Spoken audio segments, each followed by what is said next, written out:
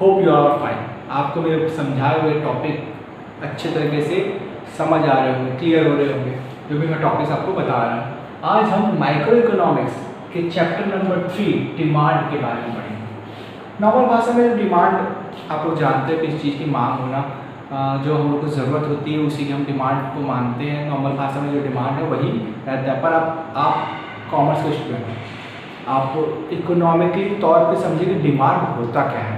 तो आइए शुरू करते हैं, इसके डेफिनेशन समझ करते हैं। The quantity of a commodity which a consumer is willing and able to buy at each possible price during the given periods of time। तो ये मैंने मार्क किया है, ये हाईलाइटेड पॉइंट है, आपको समझने में आसानी रहेगी। तो क्या है ये क्वांटिटी ऑफ कमोडिटीज है, कमोडिटी कुछ क्वांटिटीज है। हम लोगों ने कंज्यूमर इक्विलिब्रियम चैप्टर में कुछ पॉसिबल जो हमने कॉम्बिनेशन बनाए थे, एक गुड्स के जो कॉम्बिनेशन हमने बनाए थे, दो गुड्स के कॉम्बिनेशन जो बनाए थे हमने, उसी के बारे में। तो क्वांटिटी ऑफ कमोडिटीज है हमारे पास। तो इसमें कंज्यूमर विलिंग और एबल, विलिंग्स और एबल जो है उससे समझिए। विलिंग मतलब इच्छा, ठीक है, विलिंग मतलब इच्छा, उसकी इच्छा है विलिंग को खरीदने की। मैं चाहता हूँ कि मेरे पास एप्पल आईफोन होना चाहिए, ये मेरी इच्छा है, ठीक है। सेकेंड क्या होता है एबिलिटी, मतलब विलिंग तो हो ही हो, चाहता है कि भैया एप्पल आईफोन मिले, एबिलिटी भी हो, हाँ भैया वो 50,000 60,000 1 लाख का फ़ोन खरीद भी सकते, उसमें इतनी एबिलिटी हो कि वो 1 लाख की कमोडिटी को अफोर्ड कर सके। तो विलिंग और एबिलिटी दोनों होनी चाहिए। जो उसको क्वांटिटी ऑफ कमोडिटी चाहिए कंज्यूमर्स को, वो उसे बाय अ पॉसिबल प्राइस, जो उसकी पॉसिबल प्राइस है, जितने भी वो कम से कम कीमत पे या जितनी कीमत उसकी है उस कीमत पे खरीद सके। इसके भी बारे में हम कंज्यूमर इक्विलिब्रियम चैप्टर में पढ़े कि कैसे प्राइस के बढ़ने घटने पे इफेक्ट होता है कमोडिटी की परचेस, ठीक है। तो willing and able to buy possible price, ठीक है। तो जो पॉसिबल प्राइस है उस पे वो खरीद सके during the given period of time. एक फिक्स पीरियड ऑफ टाइम पे वे चीजें जब होती है, एक फिक्स पीरियड ऑफ टाइम पे चीजें होती है, तो उसे क्या कहते हैं डिमांड कहते हैं, ठीक। ऐसा नहीं कि डिमांड आज की जो डिमांड है वो 10 साल बाद रहेगी, नहीं, हर बार डिमांड बदल जाती है। यहाँ तक कि मार्केट कंडीशन हर दिन बदल जाती है। आप लोगों ने शेयर मार्केट देखा होगा कैसे किसी चीज़ की प्राइस गिर जाती है, किसी की बढ़ जाती है। तो ये गिवन पीरियड ऑफ टाइम में जब क्वांटिटी ऑफ कमोडिटी कोई कंज्यूमर खरीदना चाहता है अपनी इच्छा और अपनी एबिलिटी के अनुसार, जो उसकी पॉसिबल प्राइस है of a given period of time, उसे हम डिमांड कहते हैं। फिर से डेफिनेशन पढ़ेगा, quantity of a commodity which a consumer is willing and able to buy at each possible price during the given period of time। तो एक given period of time में जो कंज्यूमर जितनी चीज़ों को अपनी इच्छा या एबिलिटी के अनुसार खरीद सकता है या खरीदता है, उसे हम नॉर्मल भाषा में या इकोनॉमिक्स की भाषा में डिमांड कहेंगे। डिमांड्स के दो टाइप होते हैं, ठीक है। डिमांड के दो टाइप होते हैं। पहला इंडिविजुअल डिमांड, जो कि सिंगल कंज्यूमर क्रिएट करता है। एक सिंगल कंज्यूमर, एक अकेला कंज्यूमर कितना खरीद सकता है, क्या खरीद सकता है, उसे हम इंडिविजुअल डिमांड कहते हैं, ठीक है। और मार्केट डिमांड होती है जिसमें सारे के सारे कंज्यूमर कितनी डिमांड कर सकते हैं, कितनी डिमांड हो सकती है मार्केट में, ये सारी चीजें किसमें आती है, मार्केट डिमांड में आती है, ठीक है।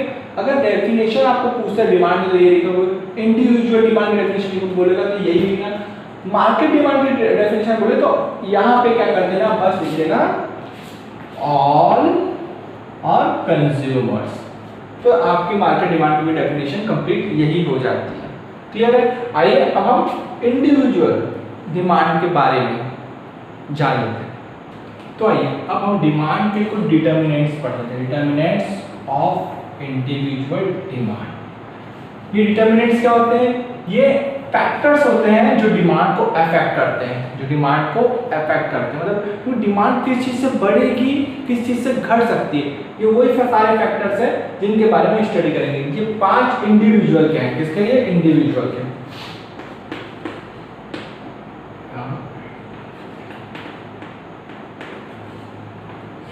ये इंडिविजुअल्स के 5 फैक्टर्स हैं जो डिमांड को बढ़ा या घटा सकते हैं। तो पहला क्या है, पहला देख लेते हैं price of a given commodity. अच्छा ना, किसी गिवन कमोडिटी की, मतलब जो कमोडिटी उसकी प्राइस बढ़ या घट जाए तो क्या होगा। देखिए अगर प्राइस बढ़ी, प्राइस क्या हुई बढ़ी, तो जो क्वांटिटी डिमांड है, जितनी क्वांटिटी की डिमांड थी मार्केट में या फिर इंडिविजुअल की जो डिमांड थी वो क्या हो जाएगी, कम हो जाएगी। सिंपल सी बात है, कुछ चीज़ महंगी हो जाएगी तो हम उसको ज़्यादा खरीदेंगे नहीं, उसको कम खरीदना चालू कर देंगे, है ना।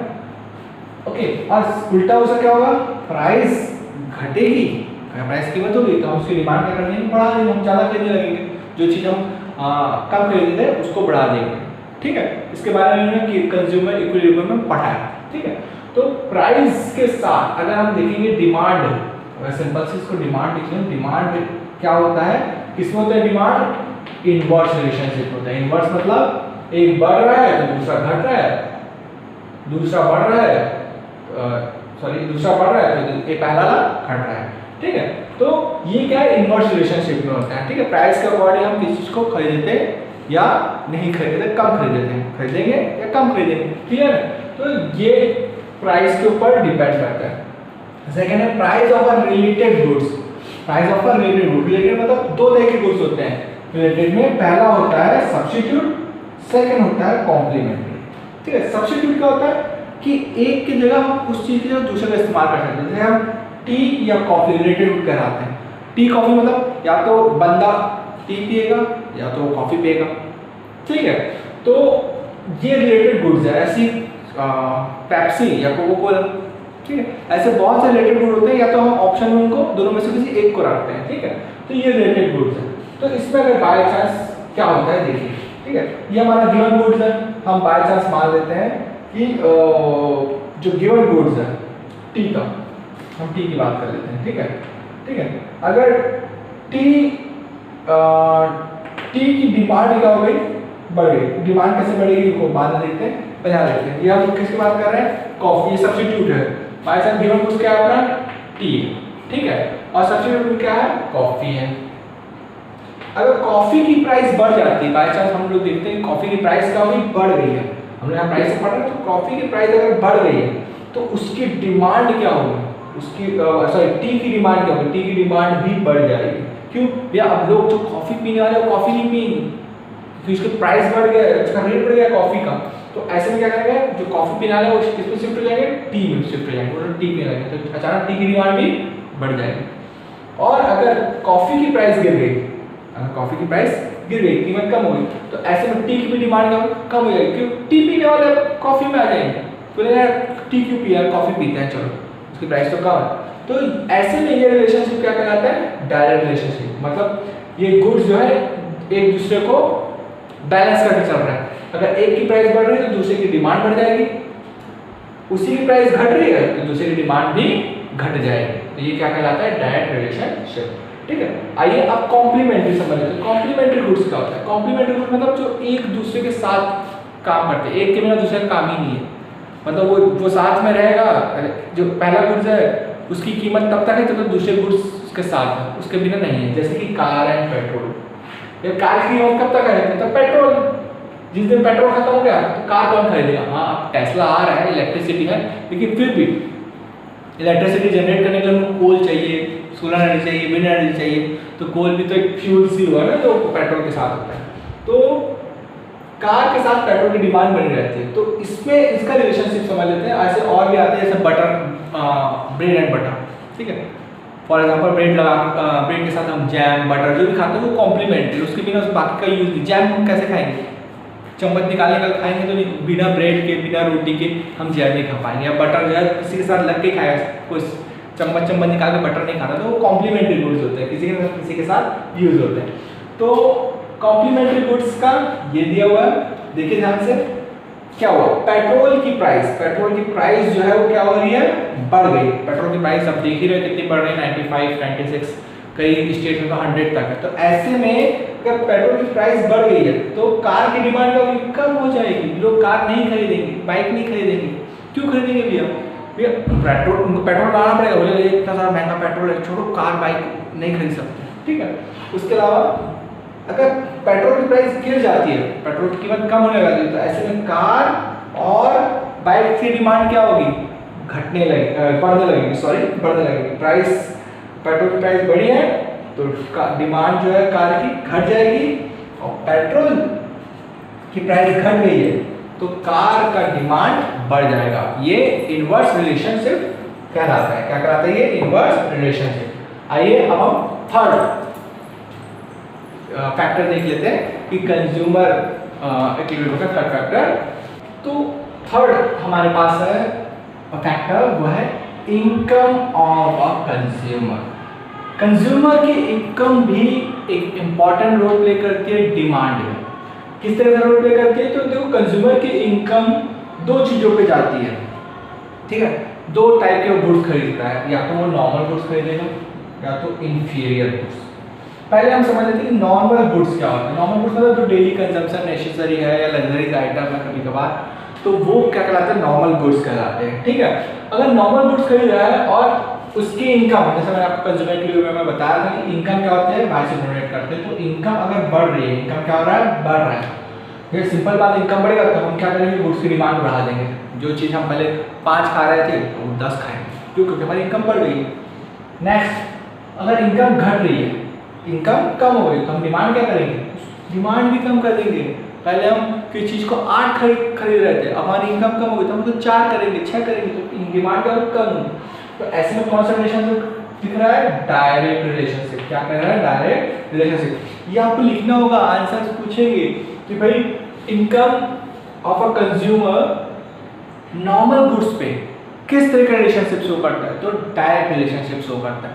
तो ये पॉइंट्स मैं को बता रहा हूँ रिलेशनशिप के बारे में, तो वो आपको आंसर में लिखने होंगे। इसको पॉजिटिव रिलेशनशिप भी कहते हैं। पॉजिटिव क्यों? क्योंकि दोनों एक साथ बढ़ और घट रहे हैं, ठीक है।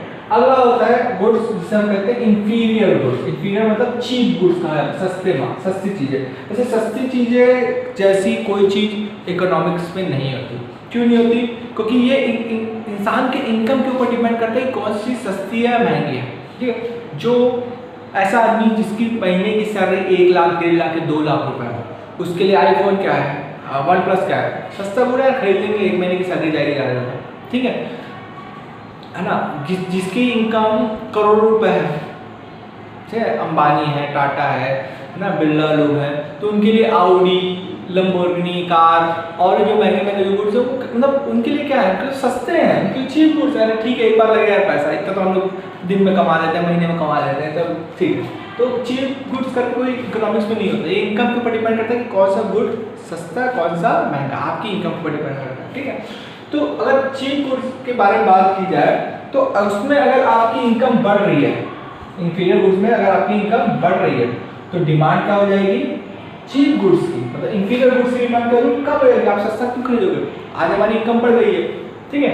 मैं पहले कितना कमाता था? मैं पहले 15-20 हज़ार रुपये कमाता था, ठीक है। तो मैं क्या एंड्रॉइड का ले रहा था, अब मेरी इनकम 50,000 रुपये हो गई, तो मैं क्या करूँगा? मैं एप्पल लूँगा या आईफोन ले लूँगा। तो ऐसे में क्या होगा? मैं जो इंफीरियर गुड्स हैं उसकी डिमांड में कम हो जाएगी, हम नहीं लेंगे अगर इनकम बढ़ रही है। अगर इनकम घट गई है, सिंपल बात है, अगर इनकम कम हो गई, कल को मेरी सैलरी 30,000 थी, अब मेरी सैलरी आधी हो गई है, 15,000 हो गई, तो ऐसे में क्या होगा? मैं सस्ते मालों को खरीदना चालू करूँगा, मैं डिमांड जो है इंफीरियर गुड्स की वो बढ़ा दूंगा, बढ़ जाएगी अपने आप, ठीक है। तो ये क्या रिलेशनशिप दिखा रहे हैं?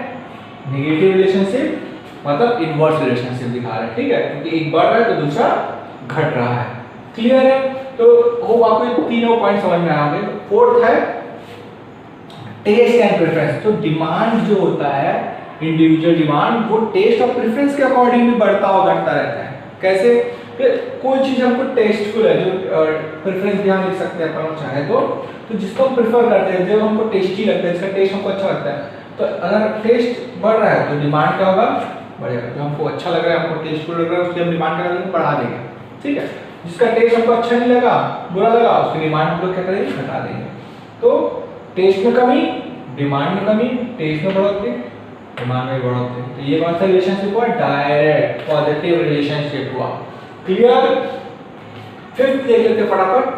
Expectation of a change in a price of future. भविष्य में अगर किसी कमोडिटी प्राइस के बढ़ने की उम्मीद हो, price in future, change in price in future, मतलब हम सोच रहे हैं किसी की प्राइस जो है फ्यूचर में बढ़ जाएगी। ऐसे में क्या करेंगे? देखो हम यहाँ पे लिखेंगे फ्यूचर की प्राइस, प्राइस किसके बारे में बात कर रहे हैं? फ्यूचर वाली प्राइस को। ठीक है। और डिमांड जो होगा वो करंट सिचुएशन का होगा। डिमांड कैसे होगा? करंट सिचुएशन का। तो बाय चांस, जैसे बाय चांस आप देखते हो कई घरों में प्याज है, लहसुन है और अनाज पानी है, जैसे गेहूँ चावल, इसको भर भर के साल भर के लिए रख लेते हैं क्या, और ज़्यादा समय के लिए रख लेते हैं। क्यों रख लेते हैं? उन लोगों को रहता है, देखो सिंपल सी बात है, फ्यूचर में उनको लगता है कि प्याज का रेट बढ़ जाएगा, ठीक है, प्राइस का होगा इंक्रीज होगा, तो क्या होगा, आज सस्ता है, आज के रेट में प्राइस भी कम है, लेकिन फ्यूचर में उसकी प्राइस क्या होगी, बढ़ जाएगी। तो फ्यूचर में जब प्राइस बढ़ गई तो हम उसकी डिमांड भी क्या कर देंगे, बढ़ा देंगे। आज के डेट में डिमांड बढ़ जाएगी, प्राइस कम है लेकिन डिमांड ज़्यादा है, क्योंकि फ्यूचर में उसकी प्राइस बढ़ सकती है। पेट्रोल के लिए भी आप ले सकते हो, किलो पेट्रोल, वैसे पेट्रोल को आप लोग सेव नहीं कर सकते हो, तो हवा में उड़ता है, आप लोग साइंस में थोड़ा बहुत तो पढ़े हो, ठीक है। प्राइस हम जान रहे हैं फ्यूचर में इसकी प्राइस घट जाएगी, हम जान रहे हैं आगे जाकर के इसकी प्राइस गिरने वाली है, सिंपल उल्टा है। तो अगर प्राइस घट रही है, ठीक है, तो डिमांड भी आज हम लोग घटा देंगे। क्यों? अरे नरेंद्र भैया आज ये रेट में, जो आज का जो रेट है बाई टमाटर जो है, आज हमको 30 दिख रहा है, ठीक है, आज का रेट जो है 30 रुपये किलो है, हम जान रहे हैं भैया भविष्य में जाकर और कम हो जाएगा, तो हम लोग भी कम खरीदना चालू कर देंगे। क्यों? डिमांड से कम कर देंगे, सिंपल सी बात है। तो भविष्य में हो सकता है 10 रुपये 5 रुपये किलो मिल जाए। तो ये कैसा रिलेशनशिप दिखा रहा है, direct relationship, positive relationship show कर रहा है। प्राइस फ्यूचर में बढ़ेगी तो डिमांड आज बढ़ा दी है, प्राइस फ्यूचर में घटेगी तो डिमांड आज घटा दी है। तो ये जो था डिटर्मिनेंट्स था इंडिविजुअल डिमांड का, ठीक है, इंडिविजुअल डिमांड का डिटर्मिनेंट्स ये 5 था। अब हम लोग मार्केट डिमांड के बारे में देख लेते हैं। उसके लिए आपको बता देता हूँ कि मार्केट डिमांड में आप चाहो, अगर आपको समझ में आता है तो मार्केट डिमांड में भी ये सारे पॉइंट्स लिख सकते हो, ये बिल्कुल ये सारे पॉइंट्स मार्केट डिमांड में आएंगे, ठीक है, सारे पॉइंट आते हैं, क्योंकि मार्केट भी इंडिविजुअल के द्वारा क्रिएट किया जाता है। तो मार्केट की सिचुएशन भी इन्हीं पांचों जो फैक्टर्स है, पांचों फैक्टर्स के ऊपर डिपेंड करती है। तो आप चाहो तो इन पांचों फैक्टर्स को लिख सकते हो मार्केट डिमांड में भी, ठीक है। देखिए अगर पर्टिकुलर क्वेश्चन पूछ रहा है इंडिविजुअल डिमांड, इसके बारे में पूछो इंडिविजुअल डिमांड के बारे में पूछ रहा है, तो इंडिविजुअल डिमांड के बारे में बोल रहा है तो सिर्फ 5 ही लिखोगे, ठीक है। इसके अलावा मार्केट डिमांड में 3 अलग सेपरेट 3 और फैक्टर्स होते हैं, फटाफट उसके बारे में समझते हैं। चलिए आइए अब देख लेते हैं determinants, factors that affecting market demand. ये 3 फैक्टर है जो मार्केट डिमांड को अफेक्ट कर सकते हैं, ठीक है। पहला है size and composition of population, size and composition of population. ये तीनों को आप इंडिविजुअल में नहीं लिख सकते क्योंकि पॉपुलेशन इंडिविजुअल को डिनोट नहीं करता। तो size and composition of population, तो सिंपल सी बात है, पहला कैसे होगा कि अगर पॉपुलेशन बढ़ रही है, पॉपुलेशन ज़्यादा है या पॉपुलेशन बढ़ रही है, तो ऐसे में डिमांड क्या होगी, बढ़ जाएगी। ज़्यादा लोग आ गए हमारे यहाँ, डिमांड क्या होगी, सब चीज़ों की बढ़ जाएगी। और पॉपुलेशन कम हो गई है, महामारी है, जैसे कोरोना पैंडेमिक में बहुत से लोग मारे गए अमेरिका में, तो ऐसे में पॉपुलेशन कम होने लगी तो डिमांड भी किसी चीज़ की कम हो जाएगी। ये कैसे रिलेशन शो करेगा, डायरेक्ट रिलेशन, ठीक है, पॉजिटिव रिलेशन शो करेगा। सेकेंड है सीजन एंड वेदर, ठीक है। आप देखते हो कोई गुड्स पर्टिकुलर सीजन में बिकते हैं, ठीक है, जैसे वाटरमेलन है, ठीक है, वो पर्टिकुलर सीजन में ही आता है, या जैसे गणेश आया तो मूर्तियाँ है, या फिर राखी का समय सीजन होता है, तो सीजन या फिर वेदर, जैसे अभी बरसात का मौसम चल रहा है तो छाता उसकी डिमांड ज़्यादा रहती है। तो डिमांड एक पर्टिकुलर सीजन में डिमांड रहती है, तो जैसे किसका सीजन आ गया है तो डिमांड भी बढ़ने लगेगी। सिंपल सी बात है, बरसात आ रही है तो छाता की डिमांड बढ़ जाएगी, रेनकोट की डिमांड बढ़ जाएगी। सीजन गया तो डिमांड कम, अब छाता क्यों लेंगे हम लोग, क्यों खरीदेंगे भैया, बरसात हो नहीं रही है, गर्मी के समय ठंडी के समय छाता लेके थोड़ी घूमेंगे, बरसात क्यों खरीदेंगे, तो डिमांड कम हो जाएगी। ये भी डायरेक्ट रिलेशनशिप शो करता है। अगला है डिस्ट्रीब्यूशन ऑफ इनकम, ये कंट्री की डिस्ट्रीब्यूशन इनकम भी डिपेंड, जो कंट्री की इनकम डिस्ट्रीब्यूशन है वो भी डिमांड को इफेक्ट कर सकती है, वो फैक्टर है जो डिमांड को इफेक्ट कर सकता है।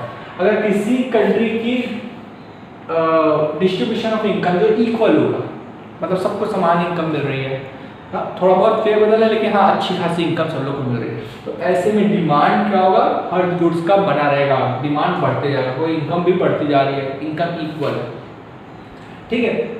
इंडिया जैसी कंट्री जहाँ पर डिस्ट्रीब्यूशन ऑफ इनकम बहुत ही ज़्यादा अनइक्वल है, बहुत ज़्यादा अनइक्वल डिस्ट्रीब्यूशन ऑफ इनकम है, तो ऐसे में क्या होगा, डिमांड घटने लगेगी। किसी भी चीज़ की डिमांड कभी भी घट सकती है, तो फ्लक्चुएट होता रहता है डिमांड कभी भी ना, ऐसा नहीं कुछ कमोडिटी का बढ़ेगा कुछ का घटेगा, तो ये अलग अलग सिनारियों पे डिपेंड करता है।